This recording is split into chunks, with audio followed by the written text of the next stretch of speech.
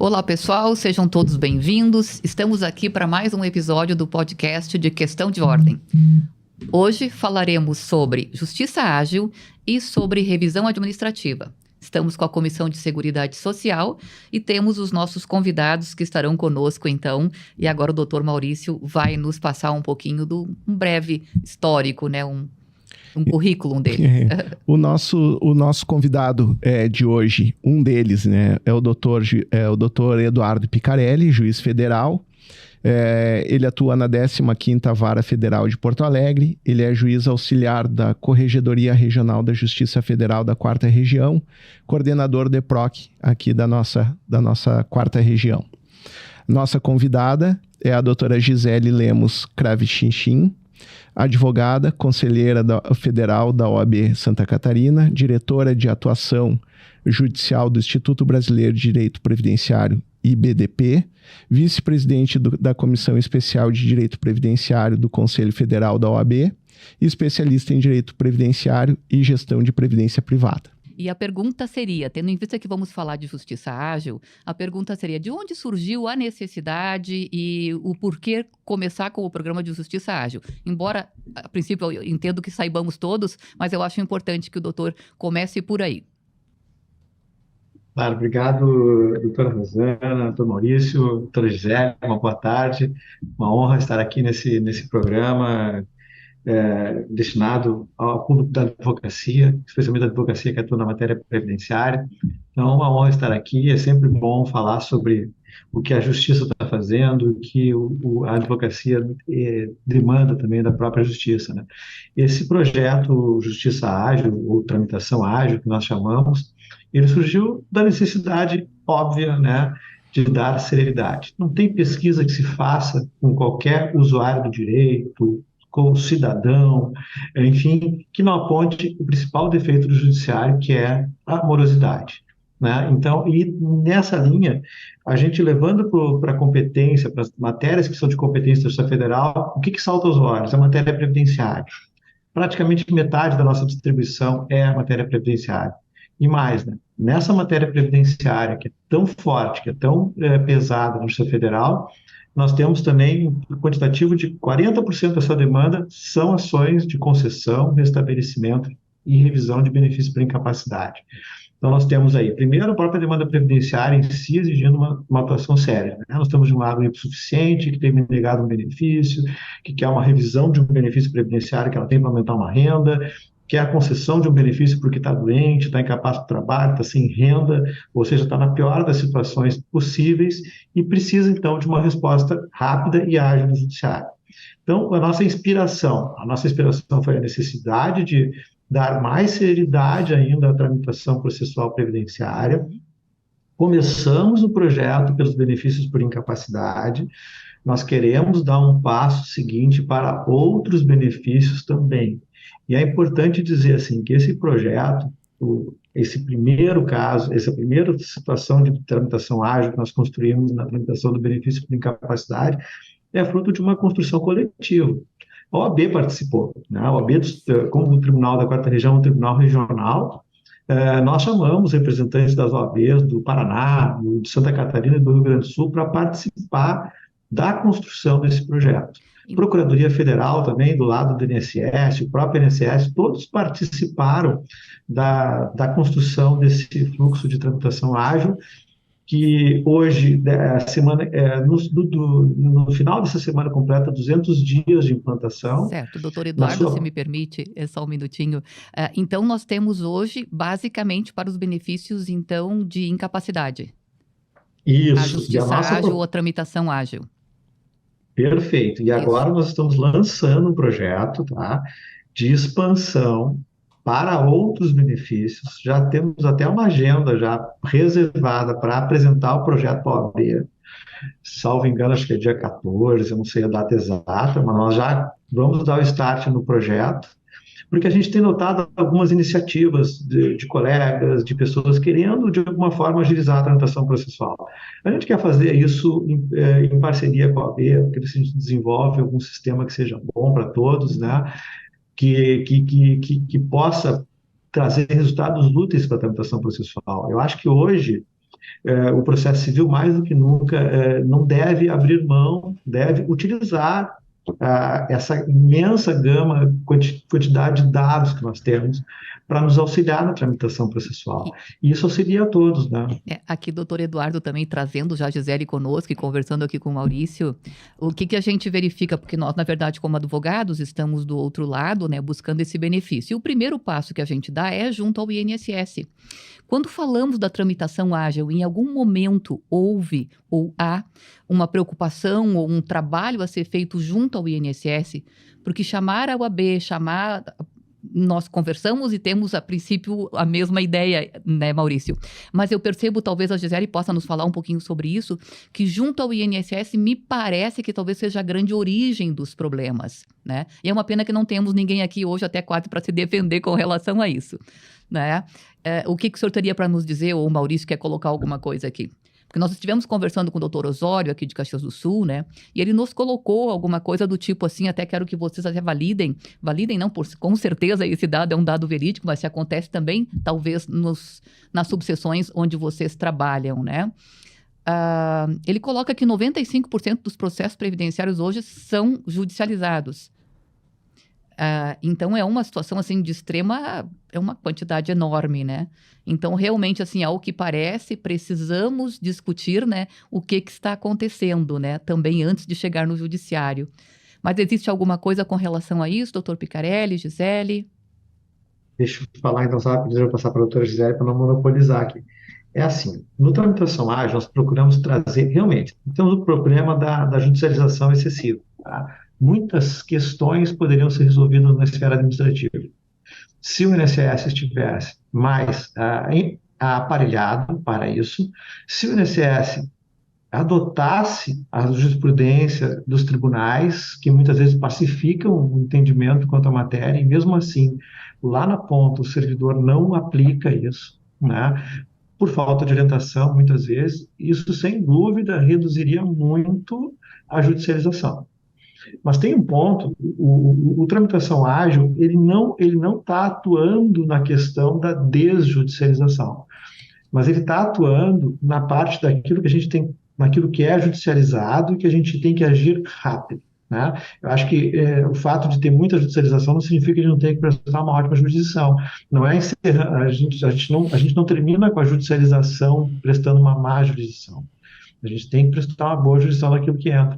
Mas, realmente, assim, tem que ter um trabalho de base para reduzir a judicialização. No tramitação ágil, o que a gente vê de problema sério quanto a isso, né? Que é na fase do cumprimento das nossas decisões. Aí nós temos atrasos, né? Nós temos um grupo de trabalho aqui no tribunal há anos que trata do provimento 90, dos prazos padronizados, para o INSS cumprir as decisões judiciais, né? Então tem dois flancos, mas eu concordo plenamente. Eu acho que nós temos, inclusive com o doutor Osório, acho que nós temos que trabalhar. Eu vejo que a OAB tem feito, acho que a doutora Gisele prestou um depoimento maravilhoso nesse sentido. Eu acompanho o trabalho dela, né, no sentido de atuar fortemente na desjudicialização, estimular que a advocacia atue na área administrativa com mais intensidade, mais para tentar resolver lá os problemas e trazer para o judiciário aquilo que realmente é conflituoso, né? De repente, é só aquela questão que realmente não tem como resolver na via administrativa. Mas o tramitação ágil, realmente, ele está se preocupando nesse momento com o que está judicializado. Certo, Gisele, nos brinda então com as tuas colocações agora, estamos ansiosos. Não, obrigada pelo convite, um prazer estar aqui conversando com vocês, e eu acho que é isso.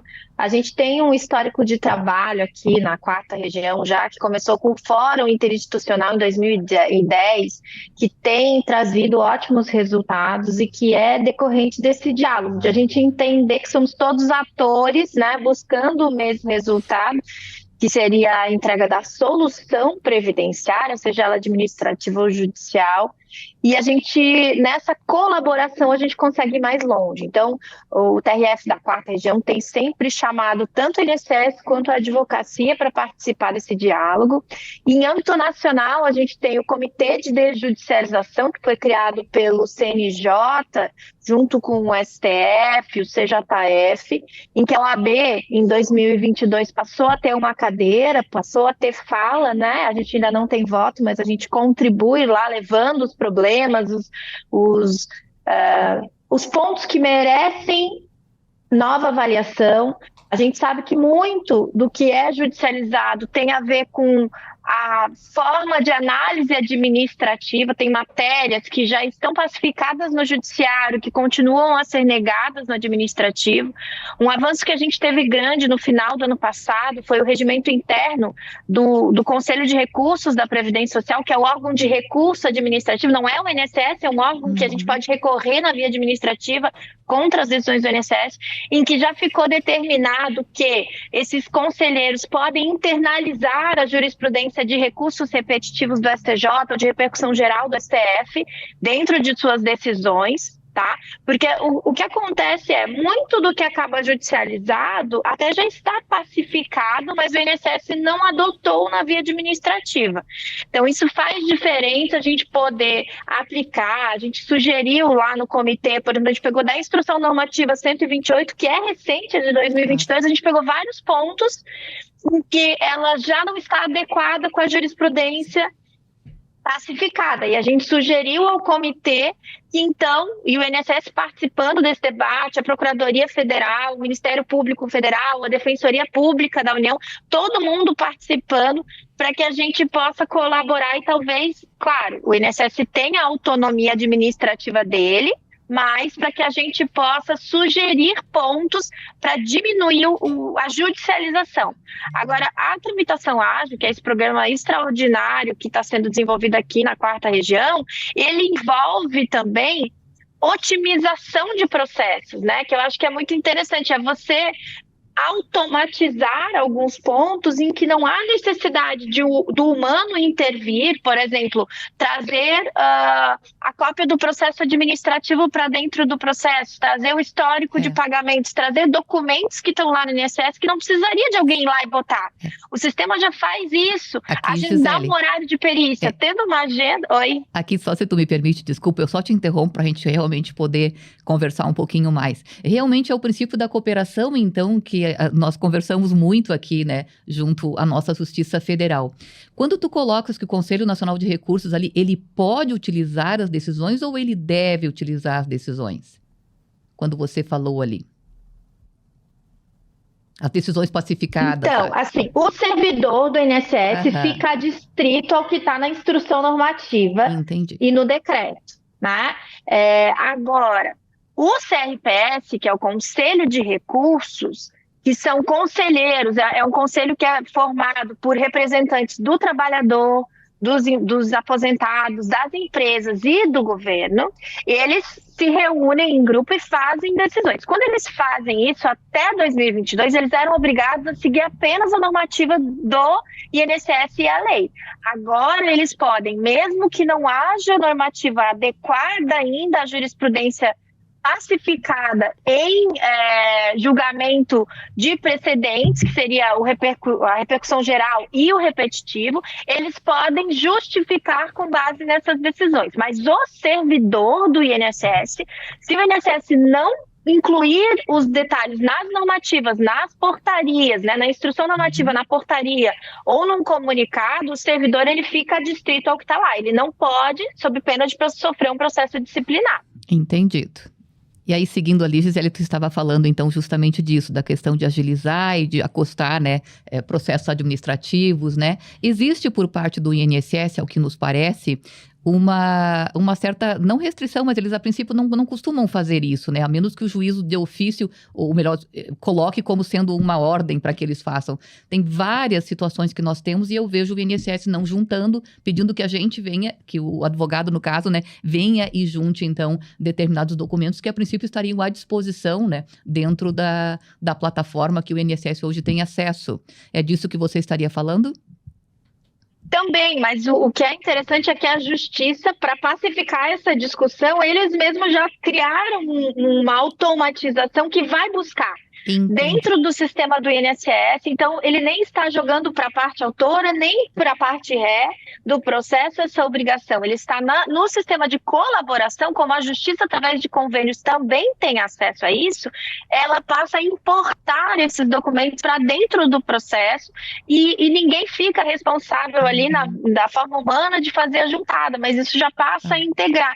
A mesma coisa que a Justiça fez também, na questão dos benefícios por incapacidade, é você já identificar qual é a especialidade médica que você gostaria que fosse agendada a perícia. Então, eu já escolho se é um ortopedista, se é um psiquiatra.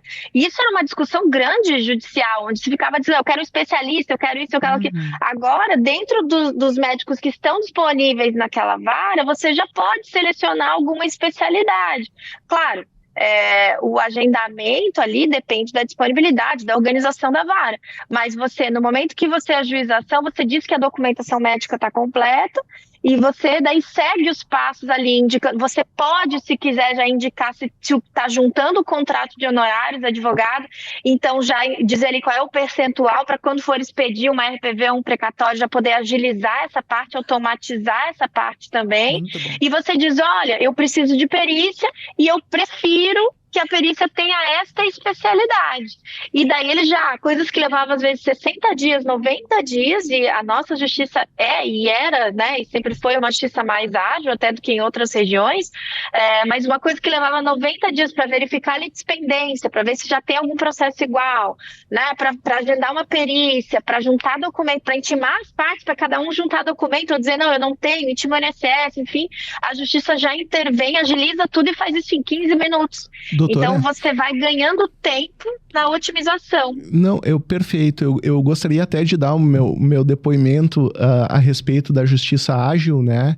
Eu tenho utilizado bastante nos processos, nos benefícios por incapacidade, e ele é um sistema muito bom, muito interessante, ele realmente agilizou, ele diminuiu processos dentro do processo. Né, ele traz documentos, ele marca perícia, então ele foi muito bem pensado, muito bem elaborado e ele, de fato, torna mais ágil a questão do processo judicial. O questionamento que eu faço é que numa estrutura onde a gente tem um tripé, né, que é a Justiça, é a OAB e é o INSS, né, para prestar um serviço de qualidade à ponta final lá, que é o segurado, né, a gente está com esse tripé meio desarmado no que diz respeito ao INSS. Né? Então, acho que dentro desse princípio da colaboração que tem entre essas três entidades, vamos dizer assim, dentro desse procedimento todo, desse processo todo, a gente tem que buscar cada vez mais dar elementos ou dar ideias ou dar condições, pelo menos nessa seara de imaginar um procedimento mais rápido e mais eficiente na esfera administrativa, porque a gente vê muito o INSS se cercar sempre das mesmas condições, né, ou desculpas, vamos dizer assim, de é falta de recurso humano, a gente até vê um início de uma vontade deles estruturarem o processo eletrônico, tem interesse nessa questão, a gente vê esse movimento de melhorar os processos, mas a gente não vê isso na prática no sentido da eficácia de um procedimento administrativo. Né? A gente, até eu estava comentando com a doutora Rosana antes de nós entrarmos, e aí entrando um pouquinho no seu assunto, né, que é na seara, as revisões administrativas, né?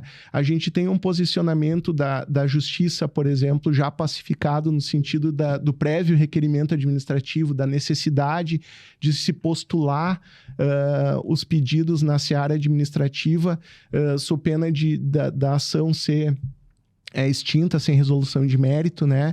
E aí a gente se obriga a buscar fazer o procedimento administrativo e a gente protocola lá o nosso procedimento e a gente não tem uma resposta nunca, seja de revisão administrativa, seja no recurso administrativo. Então, isso é uma situação que mostra que esse tripé não está legal, né? Está faltando um lado aí, está faltando alguma coisa e que a gente tenta, de alguma forma, ou tem que buscar, de alguma forma, melhorar todo esse processo. E aí, doutor Eduardo, aqui nós seguiríamos, então, um pouquinho com o senhor. No que se refere à questão, então, da justiça ágil, a tramitação ágil, acho que estão ocorrendo treinamentos, é isso, em convênio com a OAB. Eu fui uma que não fiz ainda, né, mas pretendo fazê-lo. Nós fizemos, sim, um treinamento para a OAB aqui do Rio Grande do Sul. Estamos disponíveis para fazer para quem quiser, né? Só temos que compatibilizar agendas. Gostei muito da fala da doutora Gisele, ela conhece tudo já de tramitação ágil. Maravilha, É uma maravilha, né? Mas realmente, assim, a gente está disponível para... Nós temos, normalmente sou eu, mais o Marlon da área técnica, a gente dá o treinamento. O sistema é muito simples, assim, e é importante frisar, assim,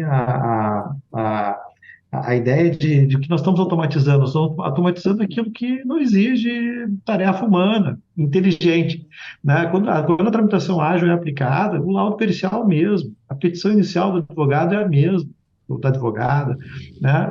A contestação do INSS vai ser a mesma e a sentença do juiz vai ser a mesma. Isso a gente não automatizou. Né? O que a gente fez? A gente enxugou etapas, automatizando a partir de metadados que a advocacia fornece, que o INSS fornece, que o EPROC tem, para fazer com que o processo ande sozinho, ande de forma automática. Então, como o doutor Gisele falou, o processo entra, ele já busca o dossiê médico, que são os laudos do SAB, ele já busca o dossiê previdenciário, que são toda a vida previdenciária da pessoa, as informações de CNIS, ele já faz a prevenção, porque o advogado nos informou ali, para fazer a prevenção, o número do benefício que ele quer conceder ou revisar ou restabelecer. Daí eu vou lá no INSS, o EPROC vai lá no INSS, pega aquele benefício, olha, esse benefício realmente existe, ele tem uma data de requerimento X, então se tem uma ação anterior que foi anterior a esse requerimento, para nós não tem prevenção. O processo já segue adiante para uma marcação de perícia e é importante, assim, ó, nós estamos trabalhando isso com a advocacia e com os juízes. A tramitação ágil está mudando um paradigma. Nós estamos fazendo um exame de inicial de forma automatizada, a partir de respostas que a advocacia faz a perguntas que nós fazemos no sistema. Então, o exame da inicial não passa pelo juiz. E é um empoderamento gigantesco dos advogados. E quando a doutora Gisele fala assim, que é o advogado que escolhe a perícia, vejam aí a responsabilidade que nós estamos repassando para o advogado, que aqui conhece o seu cliente, né? Vamos combinar. O cliente chega lá, você sabe qual é a especialidade da perícia que vai ser feita, né? Mas tem uma ideia, nós estamos no estágio, doutora Gisele, agora nós estamos testando e está começando. Em 5 minutos nós conseguimos fazer um cálculo de atrasados. Tudo com base em metadados. O cálculo é automático, ele já não vai mais para um contador, né? Esse cálculo está iniciando nos benefícios de valor mínimo, porque o advogado informou lá na frente o benefício, então o EPROC já foi lá e já viu que a renda mensal inicial daquele benefício é X, ele consegue saber com os metadados de quanto a quanto, qual foi a DCB daquele benefício, ou qual foi a DER daquele benefício, qual é a DIP, né, da data de início de pagamento, ele consegue estabelecer as balizas, termo inicial e final do cálculo, e é incrível, o sistema roda regras de automatização de 5 em 5 minutos.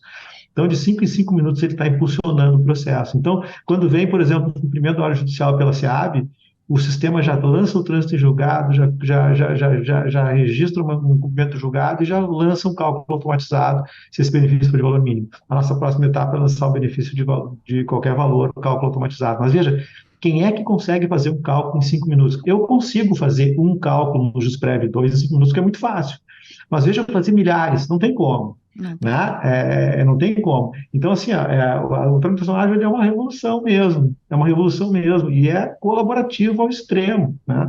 Empodera as partes na medida certa, então, e a gente percebe, assim, um certo susto das pessoas em enfrentar esse novo modelo, mas é a nossa realidade, nós não podemos abrir mão dos dados, né? E dos dados nos auxiliando na tramitação processual. não fazendo necessariamente o nosso trabalho de pensamento, aquele trabalho realmente de inteligência, que ainda, né, eu acho que ainda a inteligência artificial não faz tão bem quanto nós. Eu não sei qual é o limite da inteligência artificial. E é importante registrar, nós não usamos inteligência artificial na computação ágil. Entendi. Tá? Nós até poderíamos usar para coletar o dado, entendeu? O metadado. Então, por exemplo, a doutora Gisele falou, nós pedimos lá no início, se o advogado quiser informar se tem contrato de honorários, qual o percentual. Por que nós queremos isso? Que lá, quando for fazer meu cálculo automatizado, o cálculo já vai retirar o percentual dos honorários para fazer a RPV separada.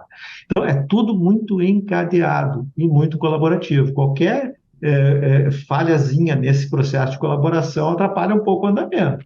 Lançou o NB errado, lançou, por exemplo, uma proposta de acordo e não botou o evento certo, já não gera sentença homologatória automática. Né? Que seriam então, as exceções, né, doutor? Que seriam as exceções, na regra deve funcionar. Funciona muito bem, a advocacia pegou muito bem, porque o que acontece? Mais uma vez, assim, o pessoal da EPROC se esmerou e procurou fazer uma tela bem amigável para os advogados utilizarem a EPROC. Né? Então, me parece que a tela está sendo bem boa para isso. Excelente.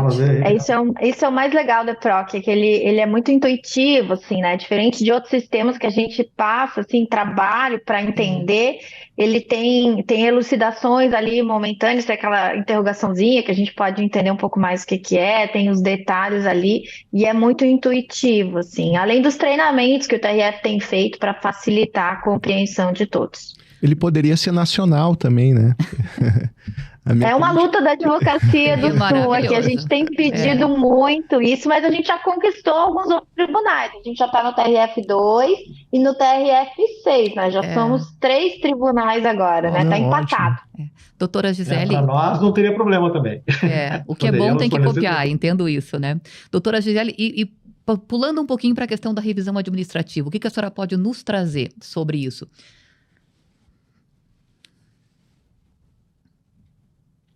A senhora conseguiu me ouvir? Desculpa, agora sim, então que tá o microfone certo. não tinha aberto. Desculpa. Então, a questão do administrativo e do requerimento administrativo, a gente sabe que isso tudo ficou mais complexo depois do julgamento do tema 350 do STF, em que ele disse que o prévio requerimento administrativo é indispensável para a judicialização. Né? Até ali, a gente tinha entendimentos pacíficos do STJ, no sentido de que se você entra com uma ação, o INSS contesta, o INSS discute, ele traz uma imposição ali, você então teria interesse de agir para seguir no ajuizamento na ação, né? Com o julgamento do tema 350, o prévio requerimento administrativo, ele passou a ser um requisito processual da ação previdenciária quando a gente está falando de concessão e quando a gente está falando de revisão de matéria de fato. Matéria de direito, o STF excetuou lá, diz, matéria de direito não precisa, aquilo que for notório, que o INSS não vai dar também, não precisa, mas aquilo que tiver chance de ganhar na via administrativa, você tem que pedir. E o entendimento, inclusive, que vem sendo adotado, e que é um entendimento lógico, né, compreensível, da parte da justiça, é o seguinte, olha, requerer administrativamente não é apenas ingressar com o pedido administrativo. É dar a oportunidade para o INSS de conceder este benefício, ou seja, levando documentação suficiente, levando informação suficiente para que aquilo seja concedido. Claro, isso não isenta, e o próprio INSS reconhece isso na portaria 997, isso não isenta do INSS de ele ter que analisar o CNIS, analisar as documentações e os conhecimentos que ele tem no banco de dados dele, para fazer avaliação e até, eventualmente, abrir carta de exigência. Então, ali no processo administrativo, a gente também deveria ter uma colaboração entre quem pede, levar o que tem, e o INSS deveria visualizar o que ele tem também, analisar, e se ele achar que tem indícios de coisas que talvez não tenham sido comprovadas já no início pelo segurado, que ele abrisse carta de exigência. Tanto que o artigo 11 da portaria 997, que é anexa da nova instrução normativa 128, ele diz o seguinte, não é considerado documento novo aquilo que o INSS sabe ou deveria saber, inclusive com base no CNIS, mas ele não restringe ao CNIS, e que deveria ter aberto carta de exigência, né, para buscar mais informações. Então, o que a gente tem que cuidar muitas vezes ao judicializar ou ao fazer um requerimento administrativo, é analisar esse processo administrativo para ver se realmente foi dado ao INSS a oportunidade de conceder ou se ele tinha informação dentro do seu sistema suficiente para aquela concessão. Porque sempre que essa resposta for negativa, mesmo que exista um requerimento formal no INSS, o juízo vai extinguir o processo sem julgamento de mérito, porque vai dizer, olha, eu não tenho como analisar isso aqui, porque você deveria ter pedido primeiro lá no INSS. Mas vai dizer, mas eu pedi. Não, você pediu, mas você não levou todos os argumentos, todos os documentos, todas as informações necessárias. Então, você nunca deu ao INSS essa oportunidade de análise completa. E esse é um filtro que a advocacia tem que fazer com muito cuidado. Porque, sim, muitas vezes a gente precisa de um documento novo. Se eu entrei com um pedido de benefício por incapacidade, agora eu tenho um atestado, um exame, um laudo novo, eu posso juntar este documento que vai complementar o que já estava lá. Diferente de se eu entro, por exemplo, com um tempo especial, é feita uma carta de exigência pedindo o PPP, eu não junto o PPP, é negado o benefício, eu vou judicializar. Agora com o PPP completo. Né? Então, eu não dei a oportunidade para o INSS de realmente avaliar aquilo quando eu só junto documentação essencial no pedido judicial, né? Então é um cuidado que a gente tem que ter, porque senão você pode estar criando uma expectativa no cliente, perdendo o tempo da advocacia e do cliente, e pior, às vezes perdendo atrasados. E aqui, Gisele, aí trazendo uma questão bem pontual, bem no caso do PPP, que tu sabe que essa é uma temática assim que, né, até vi que você acho que até está trabalhando alguma coisa de um evento, né, acontecendo nos próximos meses. Mas enfim, a questão do PPP é uma situação assim, nós temos o segurado que trabalhou por 30 anos e aí ele tem um PPP fornecido há mais de 20 anos numa empresa. Ele, a princípio, não tem conhecimento algum para analisar aquele PPP. Ele se depara com aquele PPP, vai buscar a sua aposentadoria, vai a um advogado, verifica que aquele PPP, na verdade, não condiz com a realidade. Ele, na verdade, vamos dizer, era soldador e não consta nada de atividade de soldador ali. Você vai ao INSS, por óbvio que vai ser negado, porque o PPP não vai enquadrar. Seria necessário, então, fazer uma solicitação ou uma ação de retificação de PPP. E aí, aqui nós temos toda uma celeuma. No seguinte sentido, nós vamos ter que fazer uma outra ação para retificar o PPP, que então aqui esse segurado está perdendo tempo de ganhar seu benefício por algo que ele não tinha nenhuma ingerência. Era a questão da empresa ou eu e INSS com a questão da fiscalização, o que não ocorreu. Já ocorreu casos de tu levar esse PPP, ter depois uma alteração junto à Justiça do Trabalho e a Justiça vir e dizer que já tem uma decisão com trânsito em julgado dizendo que aquele PPP não era válido e a atividade não era especial. E depois existe o reconhecimento na esfera trabalhista. Como que você trabalharia isso assim dentro de uma revisão administrativa ou você já trabalhou com isso? Quando a gente tem, e muitas vezes o segurado, até porque no juizado ele pode entrar sozinho, sem advogado, ele faz o processo administrativo com um PPP ruim, porque às vezes o PPP não tem nem identificação de agente nocivo, né? Ou tem lá que o EPI é eficaz, enfim. O PPP é, muitas vezes, o maior empecilho para a concessão do tempo especial, é o documento que deveria servir para aprová-lo, né? Então, o que acontece? Quando você tem isso, às vezes o próprio segurado vai sozinho na justiça, no juizado, e daí perde a ação. Né? Não recorre, a sentença contrária ele não recorre, enfim. Ou então até tem um outro processo que a empresa não concedeu o PPP correto, e daí a pessoa judicializa uma ação trabalhista, consegue corrigir o PPP na ação trabalhista, e daí tem agora um documento completo com os dados que precisa então para essa prova. Quando isso acontece, e você vai, eu posso porque a igreja aqui do lado, de vez em quando está piscina, então às vezes pode atrapalhar um pouquinho. Mas quando isso acontece, e você tem que relativizar a coisa julgada, previdenciária, por causa de um documento novo, mais completo, mais benéfico, que prova o tempo, você tem que começar de novo pela via administrativa. Isso acontece na ação trabalhista de valores, de períodos, e também relacionados ao PPP que você tenha obtido. Então, você pede primeiro a via administrativa com esse novo PPP e, caso negado, você então judicializa para rediscutir, pedindo no juizado a relativização da coisa julgada. Né? Então, o direito social ali protegido ele é muito mais amplo e o problema ali foi de prova. Você consegue discutir, mas tem que iniciar novamente pela via administrativa com esse documento novo para não correr o risco daquilo que a gente falou há pouco, de se entender que você nunca deu a oportunidade para o INSS conceder realmente essa aposentadoria. Certo. E aqui, doutora Gisele, chamaria isso de um novo pedido ou uma revisão administrativa? No sentido de Na que verdade, já eu houve aconselho que você faça os dois, tá? entendi.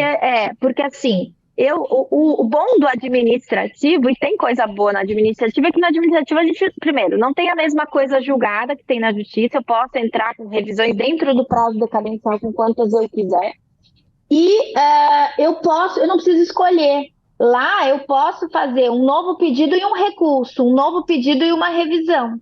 A revisão eu vou estar discutindo os atrasados lá do primeiro requerimento.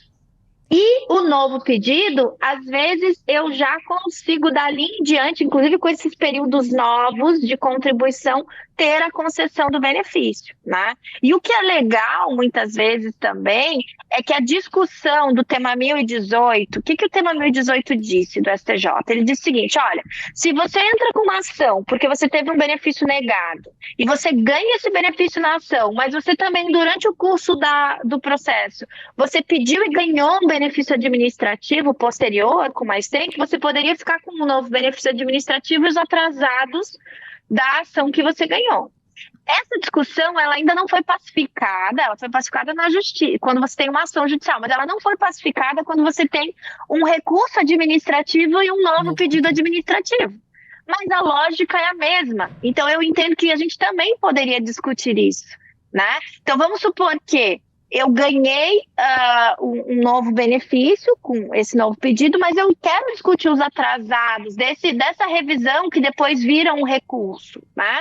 Eu vou dizer, olha, aqui eu não deveria ter que escolher, porque a negativa muitas vezes foi culpa do INSS. Claro, vai depender muitas vezes qual a qualidade do PPP, quando eu estou falando de PPP do PPP anterior, né? Se realmente o INSS concorreu com a culpa da negativa ali. Se foi, por exemplo, um segurado que não apresentou documento, é mais difícil a revisão e você receber os atrasados. Se, na verdade, estava tudo lá e o INSS é que não concedeu, você tem essa discussão possível também. Entendido. O problema que eu vejo só aí é a operacionalização do procedimento administrativo, porque ele acaba sendo pouco atrativo face à justiça, à judicialização desse procedimento, né?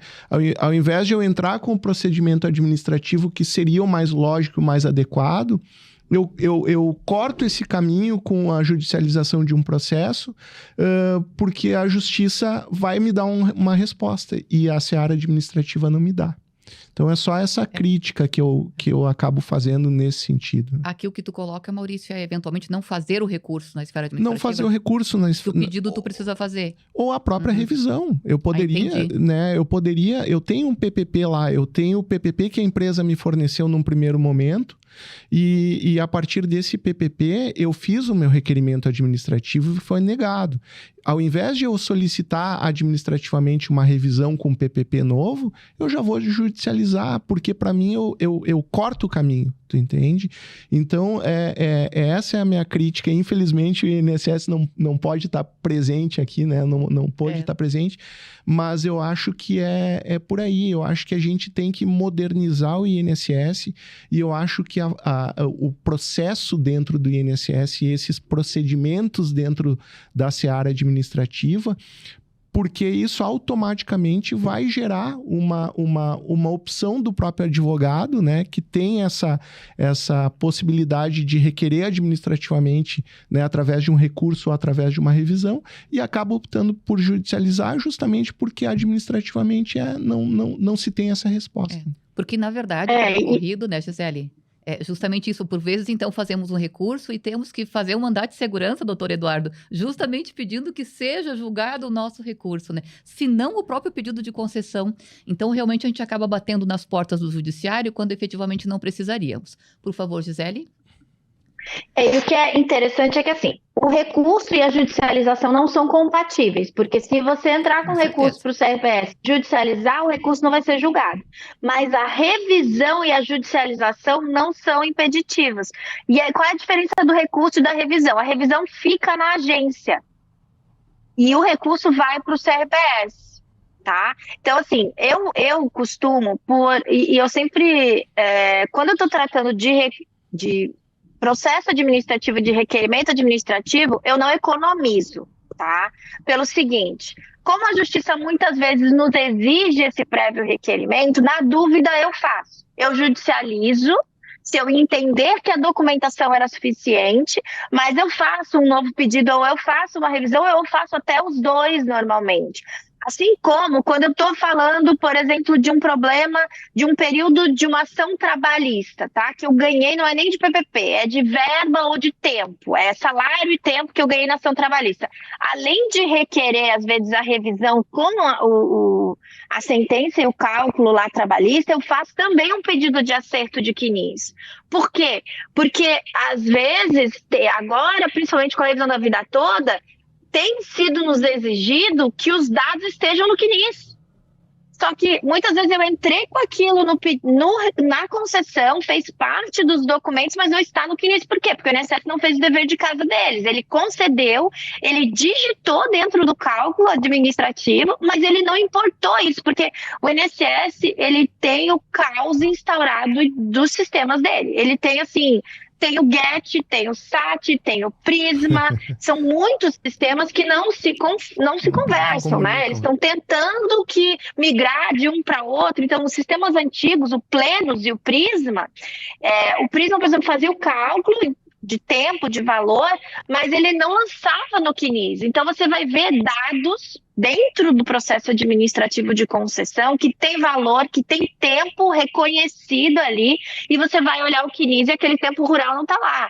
Aquele tempo da CTC não está lá corretamente. Ele não finalizou. Ele, no processo administrativo, ele encerrou um vínculo que estava em aberto no CNIS, mas no CNIS ele continua em aberto. E daí, quando você leva isso para a justiça, na ideia até da automatização e da tramitação ágil ali, quando está tudo no CNIS é muito melhor, eu consigo agilidade. Só que o INSS teria que colaborar também, e a gente sabe que essa parte ainda está um pouco capenga, né? Mas quando você abre um procedimento apartado de correção do CNIS, o servidor que vai pegá-lo, ele é especializado naquilo. Então, ele não está analisando uma revisão. Ele vai analisar a inclusão do tempo rural, ele vai analisar aquela carteira de trabalho que tem que ser finalizada aquele vínculo. E eu termino o processo administrativo com só aquele ponto avaliado e eventualmente já corrigido. Então, nos dá mais trabalho como advocacia, sim, a gente tem um trabalho maior, porque o sistema do INSS não está colaborando, eles digitam num lugar e não aparece no outro. Só que em estratégia de atuação pode ser vantajoso para a advocacia, porque o tempo que eu vou perder corrigindo o CNIS é o tempo que eu vou ganhar no cálculo. E a contadoria judicial vai poder dar um enter para importar o CNIS e vai fazer um cálculo em 2 minutos, ao invés de fazer um cálculo em 15 dias, em 60 dias, em alguns lugares do país, em mais de um ano, que demora quando tem que ir para digitar o negócio, né? Então, essas estratégias de atuação da advocacia, elas muitas vezes trazem para nós alguns trabalhos extras, sim, né? Então, não seria o justo, digamos assim, mas é que quando a gente está querendo entregar o melhor resultado para o cliente, a gente tem que entender quais são as ferramentas que a gente tem disponível. E o processo administrativo é uma ferramenta, que nem o processo judicial. Eu tenho que usar da melhor forma possível.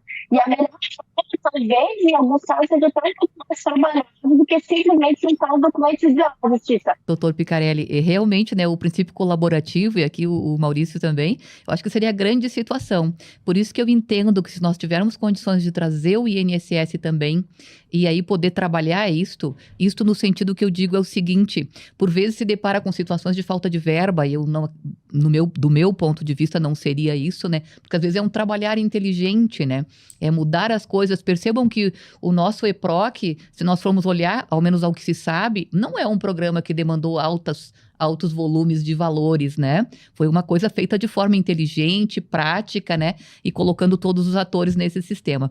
Talvez o INSS precise da nossa ajuda com relação a isso, aí o princípio colaborativo seria bem interessante. Nós estamos nos encaminhando para o final, a conversa está ótima, está maravilhosa, mas enfim, é assim que acontece, né? Doutor Eduardo, o senhor quer então fazer o seu encerramento, falar um pouco mais sobre a Justiça Ágil, nos mostrar um pouquinho mais o que vai vir daqui para frente, ou os cursos que têm acontecendo. Nós temos que buscar isso junto ao TRF, é isso?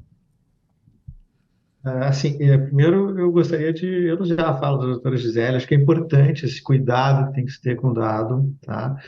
Essa coisa de você revisar um QNIS, fazer a atualização do QNIS é importante. Isso foi registrado para sempre na vida do segurado, né?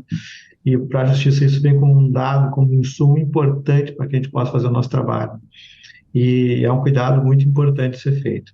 Bom, a tramitação ágil está aí para ser utilizada. Nós estamos hoje com uma adesão em torno de 50% da advocacia tem aderido à tramitação ágil, um pouco mais, porque é novo, as pessoas têm algum receio ainda.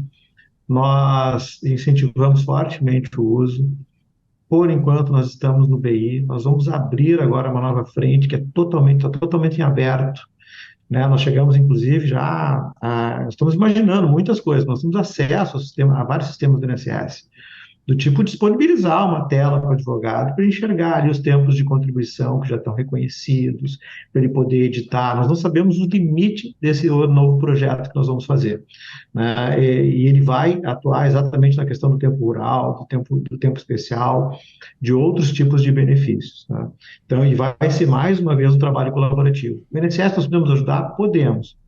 Eu acho que uma grande frente que nós poderíamos fazer, eu acho que é uma das coisas que nós já estamos fazendo em alguns benefícios.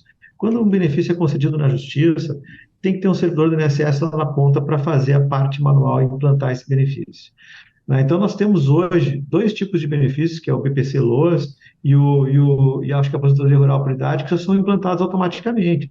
Sai uma ordem judicial aqui, nós lançamos nossos metadados, o sistema do INSS já implanta. Não tem um servidor que faz isso. Então, nós temos que ampliar essas automatizações para implantar os benefícios para não depender da ação humana do outro lado da SEAB lá. Esse dado vem estruturado, às vezes vem uma proposta de acordo do INSS. Então, quer dizer, por que eu tenho que digitar tudo isso de novo, né? Então, nós podemos sim colaborar e contribuir de alguma forma. Com o sistema, eles poderiam utilizar o EPROC. O EPROC teve custo zero mesmo, porque o EPROC foi desenvolvido por servidores da casa. Claro, tem o custo de ter storage, de comprar equipamento de infra, isso sim, mas o trabalho, enfim, de desenvolvimento do sistema foi feito com salário pago pela população para os nossos servidores, né? Então, nós entregamos um produto feito por gente da casa. Estamos totalmente à disposição para qualquer treinamento. Entre em contato com o TRF4 se precisarem, né? Nós privilegiamos e gostamos quando o tratamento é mais amplo, para que a gente possa abranger o maior número de pessoas.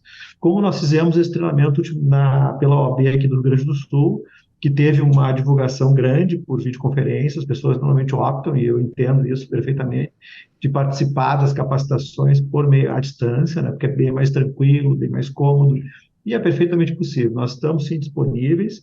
Vamos começar, doutora Rosana Maurício, sim, mais um projeto de tramitação ágil, porque entendemos que é o caminho para agilizar, e mais uma vez com a colaboração da OAB, com certeza, porque esse vai ser ainda mais difícil que o outro.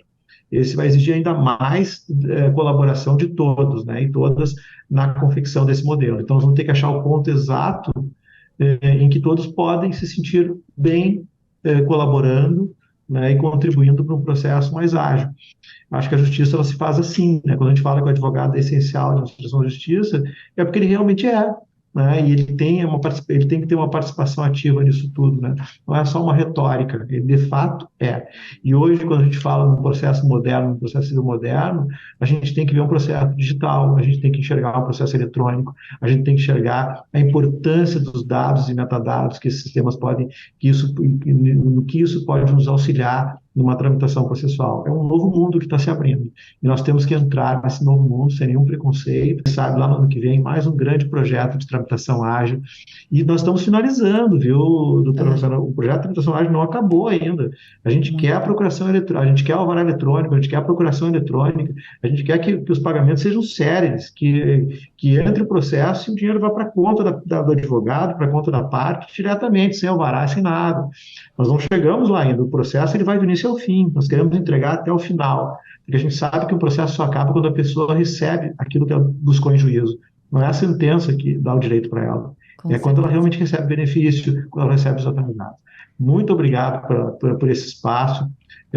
Prazer rever a doutora Gisele, que foi uma grande parceira nossa desde a pandemia, quando nós criamos várias alternativas para a advocacia gaúcha, catarinense, paranaense, para poder conduzir o seu trabalho, e eu acho que uma matéria, e a Justiça Federal não parou, e a matéria previdenciária não parou nesse período, né? Graças a uma atuação colaborativa com a OAB. Muito obrigado.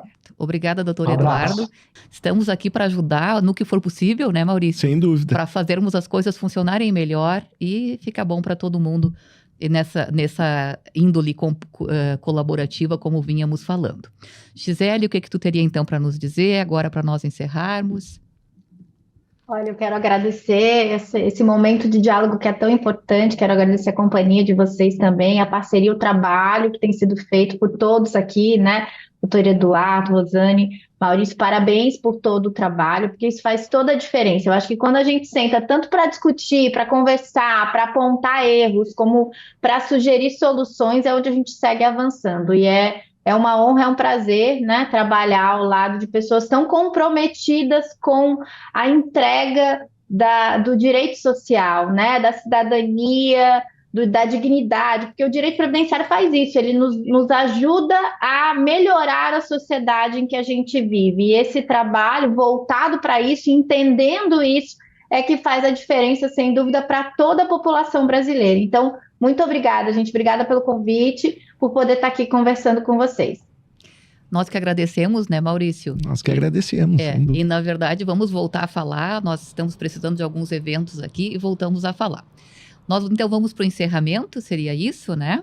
Eu faria aqui, a princípio, comentando, então, com os nossos ouvintes, né, Maurício, que nós temos, então, os episódios do podcast da UAB, estão disponíveis todas as quintas-feiras nas redes sociais, no YouTube, no Facebook, no Instagram e no Spotify da UAB de Caxias. E, aliás, gostaria de parabenizar, que é a nossa UAB, né, por essa iniciativa do podcast, que nos dá a oportunidade, então, de fazer esse trabalho que entendo de grande valia para a classe. Né? Agradecer ao patrocinador também do podcast, que é a AR Mastersul Assessoria Documental, né? Que também sem os patrocínios a gente fica meio sem conseguir, né, viabilizar esse podcast. Certeza. Isso. E não esqueçam, pessoal, de curtir, compartilhar e comentar, né, nas nossas plataformas digitais. Mais informações podem ser obtidas através do site da UAB, que é uabcaxias.org.br. Muito obrigada. E assim nós encerramos o nosso podcast de hoje.